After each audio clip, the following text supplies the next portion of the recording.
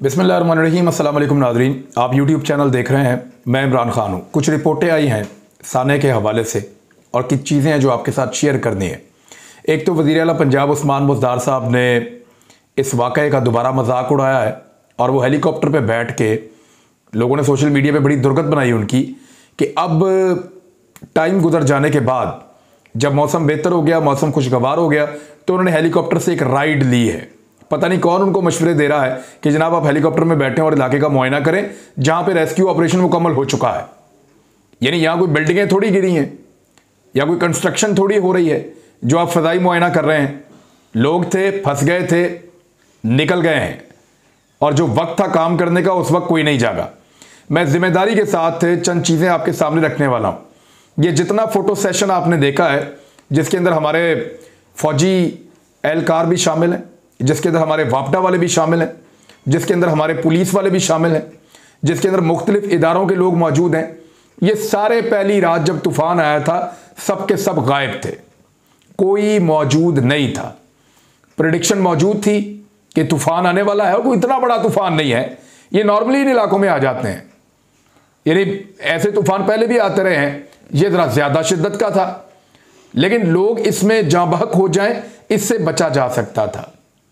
लोग अपनी अपनी मंजिल पे पहुंच जाते, इंतजाम ठीक होते, गाड़ियां ना रुकती, गाड़ियां चलती रहती। मुझे अच्छी तरह याद है मालम जब्बा जा रहे थे आज से 1-2 साल पहले हम, और बहुत शदीद तूफान आ गया था।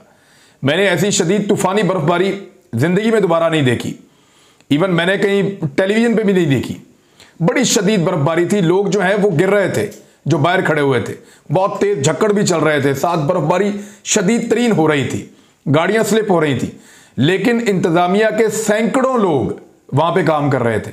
लगातार वो बड़े बड़े ट्रैक्टर चल रहे थे जिनके साथ चेन बंधे हुए थे, वो आगे से बर्फ हटाते जाते थे, गाड़ियां पीछे भागती जा रही थी, वो नमक भी फेंक रहे थे और हर किस्म के इकदाम कर रहे थे।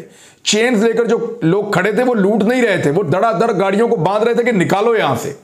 और उन्होंने वो रेस्क्यू ऑपरेशन बर्फबारी के दौरान किया और उस रात में तमाम लोगों को ना सिर्फ उन्होंने होटलों तक पहुंचाया, लेकिन जो लोग वहां से निकलना चाह रहे थे उनको बाहिफाजत निकाला भी। ये मालूम जब्बा की बात मैं आपको बता रहा हूं, 1-1.5 साल 2 साल पहले की बात है मेरे ख्याल में, पिछले या उससे पिछले सीजन की बात है।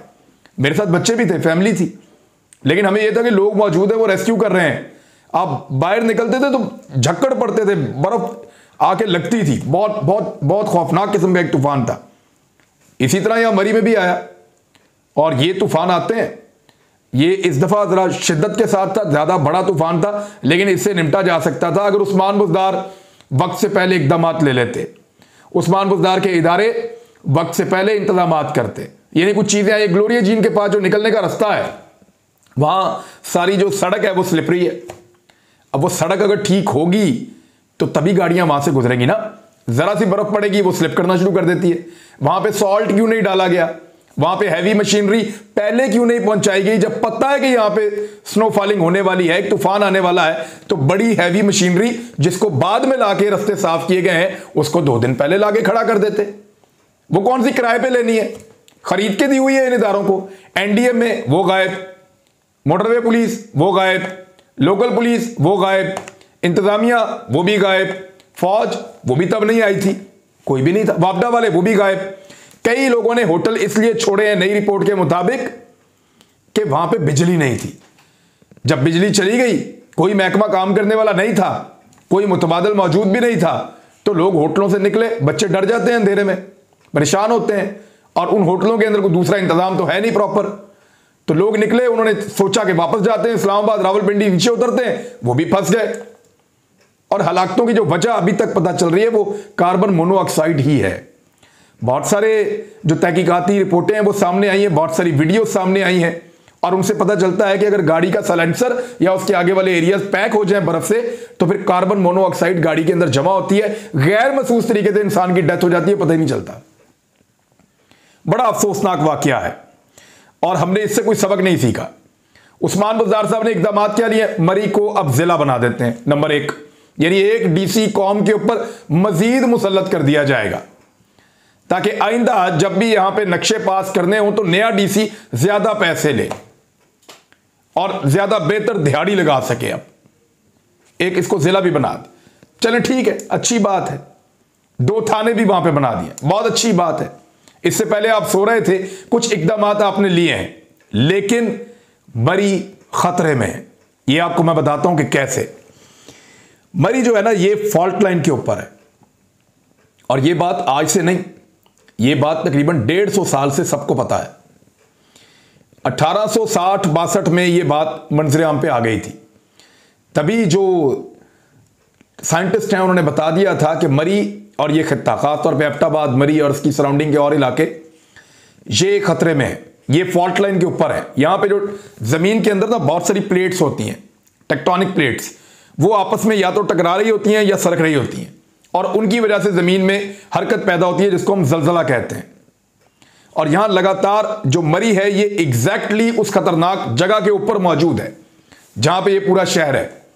अंग्रेजों के दौर की जितनी बिल्डिंग्स बनी, अगर आप उनको गौर से देखें तो आपको पता चलता है कि वहां पे लकड़ी का काम हुआ है। ज्यादातर वो लकड़ी से इमारत बनाते थे ताकि वजन इस जमीन के ऊपर कम से कम पड़े, और अगर किसी वक्त ये इमारतें या ये घर जो यहां बनाए गए हैं ये कोलैप्स कर जाएं तो नीचे मौजूद लोग जान से ना जाएं, उनके बचने के इम्कानात हों। मरी एक इतना खतरनाक शहर है जिस जगह पे ये मौजूद है, इसके बारे में दर्जनों रिपोर्टें जो मैंने आज निकाल के पढ़ी हैं बैनुल अक़वामी और लोकल न्यूज़पेपर्स के अंदर। साइंसदान बार बार खबरदार कर रहे हैं, लेकिन हमने उसके साथ किया क्या?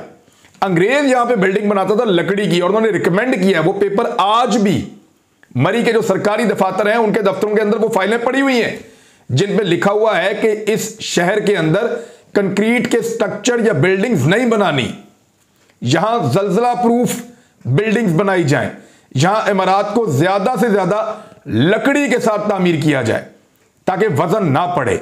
लेकिन हमने किया क्या? वहां पे 10-10 मंजिला प्लाजे खड़े कर दिए, बहुत बड़े बड़े कंक्रीट के स्ट्रक्चर खड़े कर दिए, और गैर कानूनी इमारतें बनाई, ऐसी इमारतें बनाई जिनमें कोई निकलने का और बचने का रास्ता भी नहीं है। यह मरी इंतहाई खतरनाक जगह के ऊपर है, और लगातार जो पानी है, क्योंकि इसके ऊपर स्नोफॉलिंग होती है तो पानी रिसता है, अंदर जाता है, और लगातार ये एरिया खतरे में। किसी वक्त भी ये पहाड़ जो है ये सरक सकता है, किसी वक्त भी ये पूरा एरिया कोलैप्स हो सकता है, और खुदा ना खास्ता ऐसा हुआ तो यहां रेस्क्यू करने की गुंजाइश भी नहीं रहेगी। रिपोर्टों के अंदर लिखा है, मैं नहीं कह रहा, क्योंकि यहां जो जाने वाले और आने वाले रास्ते हैं वो बहुत महदूद हैं, यहां तक एक्सेस नहीं है। जब किसी एरिया के अंदर तबाही आती है तो फिर एक्सेस होती है जिसके जरिए से लोग पहुंचते हैं, वहां जाके रेस्क्यू करते हैं, लोगों को बचाते हैं। जापान में जल्जले बहुत आते हैं, सैन फ्रांसिस्को जो है वो एक फॉल्ट लाइन के ऊपर है, अमेरिकन शहर एक और लॉस एंजलिस वो भी फॉल्ट लाइन के ऊपर है, लेकिन वो इमारतें बनाते इस तरीके से हैं कि जल्जले की सूरत में उनकी जान बच जाए या उनकी बिल्डिंग्स गिरे ना। हमने कोई रूल फॉलो नहीं किया। पाकिस्तान के अंदर जितनी ब्यूरोक्रेसी है, जिसकी ड्यूटी लगती है मरी के अंदर उसकी मौजें हो जाती हैं, वो पूरा खानदान लेकर मरी में शिफ्ट हो जाता है, रेस्ट हाउस उसके काबू आ जाते हैं, दोस्तों यारों को वो नवाजना शुरू कर देता है, और फिर धड़ाधड़ नक्शे पास होते हैं। मरी के अंदर इस वक्त जितनी बिल्डिंगें बन गई हैं और जितना वजन हमने इसकी जमीन के ऊपर डाल दिया है, इसकी जमीन इस काबिल नहीं थी। खुदा ना खास्ता किसी वक्त अगर ये कोलैप्स करता है तो फिर आपके पास ये गुंजाइश भी नहीं होगी कि आप फिजाई मदद के बगैर रेस्क्यू भी नहीं कर सकेंगे। वजह समझिए ना, रास्ते ही 2 हैं। जब मरी कोलैप्स करेगा तो रास्ते गायब हो जाएंगे, फिर आप वहां पहुंचेंगे कैसे? कौन सी ऐसी गाड़ियां जो सीधे पहाड़ों पे चढ़ेंगी? कोई भी नहीं जा सकता, वहां के लोग कट के रह जाएंगे। उसके बाद आप फिजाई मदद भेजेंगे, कितनी मदद कर सकते हैं इतने बड़े इलाके की? लाखों लोग हर वक्त वहां मौजूद होते हैं। तो इन चीजों को हमने कभी तवज्जो ही नहीं दी।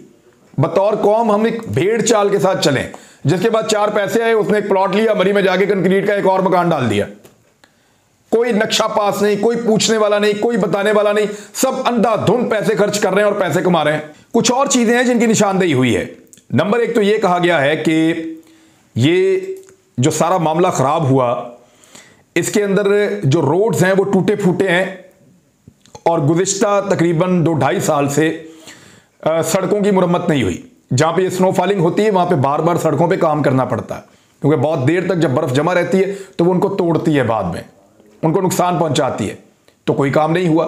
बल्कि मुझे एक सरकारी ऑफिसर ने यह कहा कि जब हमने हाईवेज के जो वहां पे ऑफिसर्स मौजूद हैं, एसडीओ, जब उनसे रब्ता किया और उनको बार बार कहा कि जनाब ये सड़कें आप मुरम्मत करके दें, खुदा ना खास्ता यहां पे हादसात हो जाएंगे कल को, तो उन्होंने मजाक में टाल दिया, कुछ नहीं होता, खैर ऐसे ही चलने दें आप।